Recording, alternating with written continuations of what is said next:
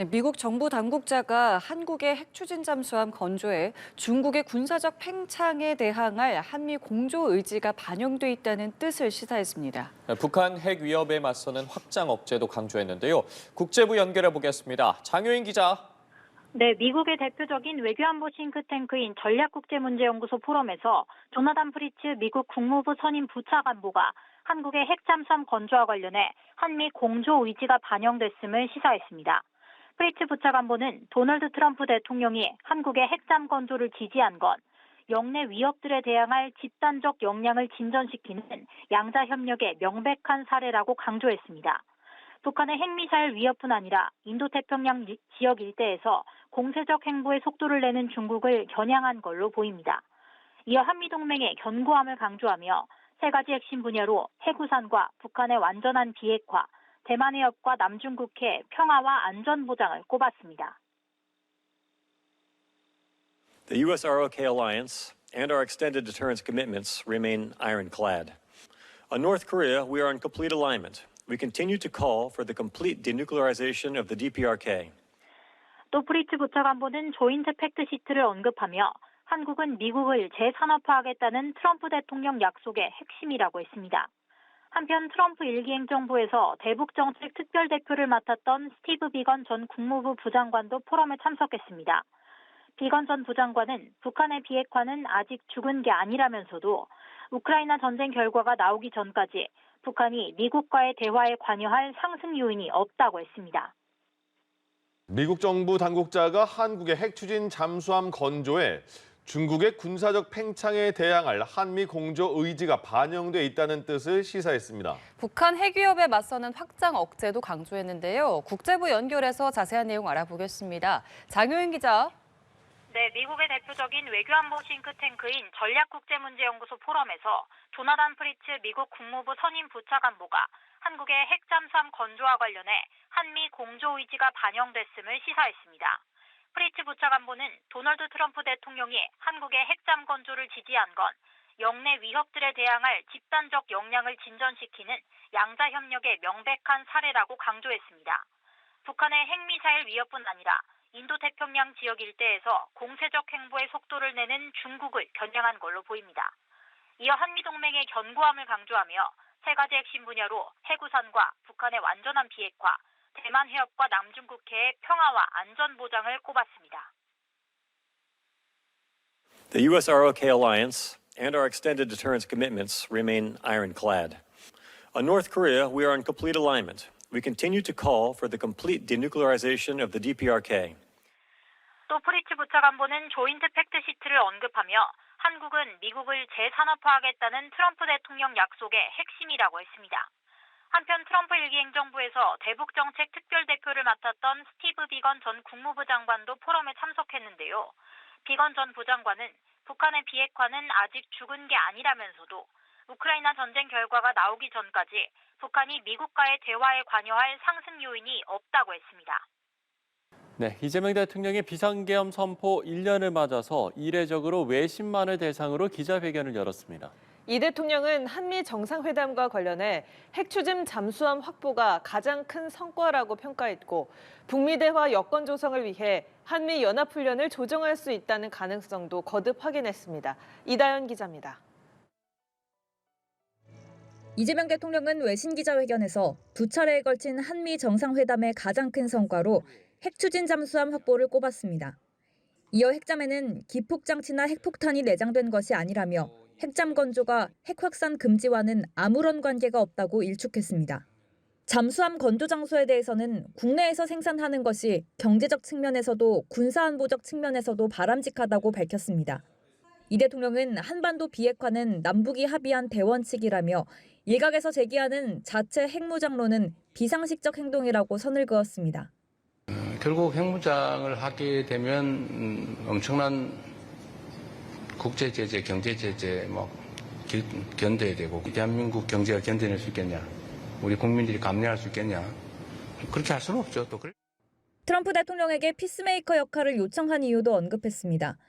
이 대통령은 지금은 북미 대화가 중요하다면서 필요하다면 한미 연합훈련도 조정해 볼 수 있다는 뜻을 내비쳤습니다. 한미 연합훈련 문제도 그중에 하나겠죠.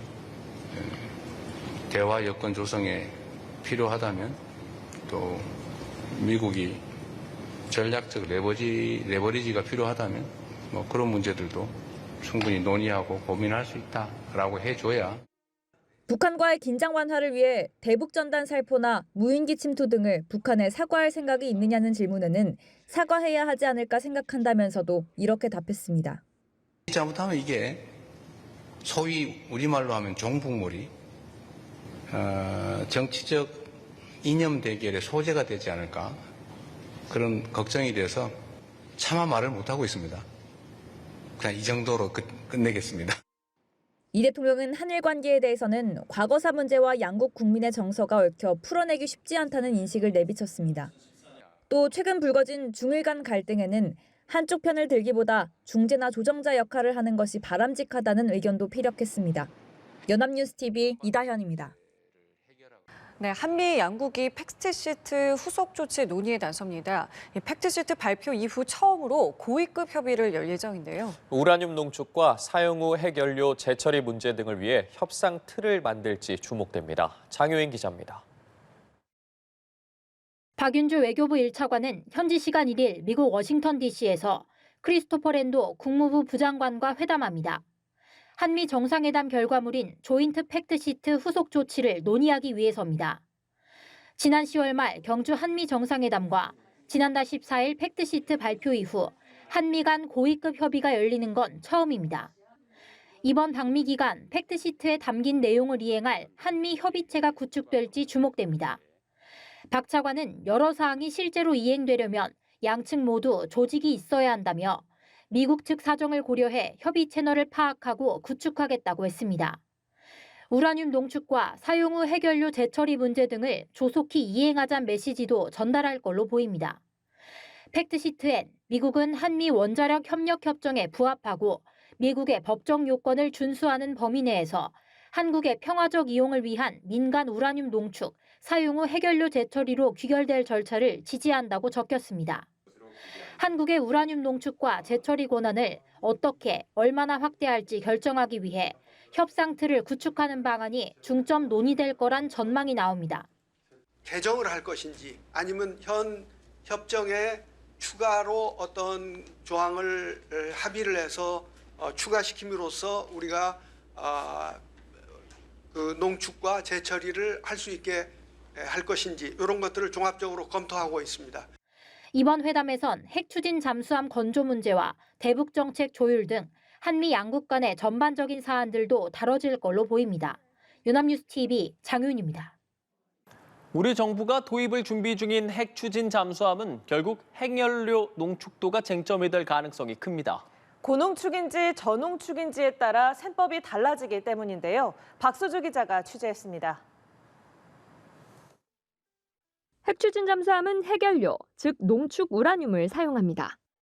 국제원자력기구 IAEA 기준을 보면 20% 미만은 저농축, 이상은 고농축으로 분류되고 90% 이상은 핵무기를 만들 수 있는 무기급으로 간주합니다.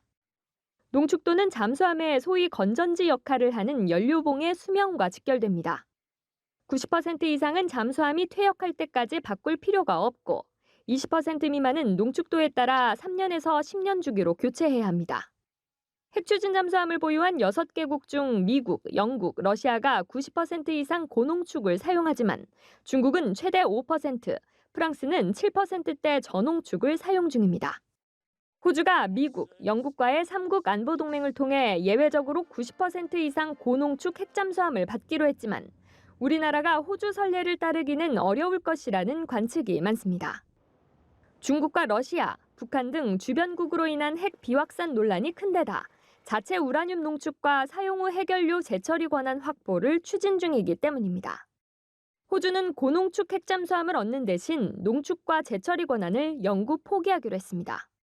일각에서는 저농축의 연료봉 교체 주기가 잦아 이에 따른 막대한 비용과 전력 공백을 우려하기도 하는데 설계 기술로 극복 가능하다는 의견도 있습니다.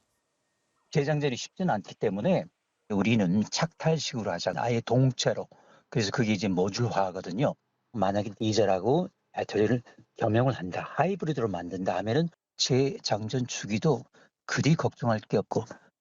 이 때문에 저농축 핵잠수함과 함께 농축, 재처리 권한을 확보해 해결료를 안정적으로 공급하는 것이 현실적일 수 있다는 지적이 나옵니다. 연합뉴스 TV 박수주입니다.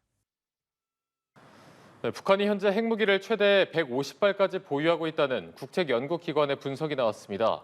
기존의 추정치보다 3배 많은 수치인데요. 러시아의 도움으로 핵추진 잠수함 개발 기간을 더 단축할 가능성도 거론됩니다. 박수주 기자입니다.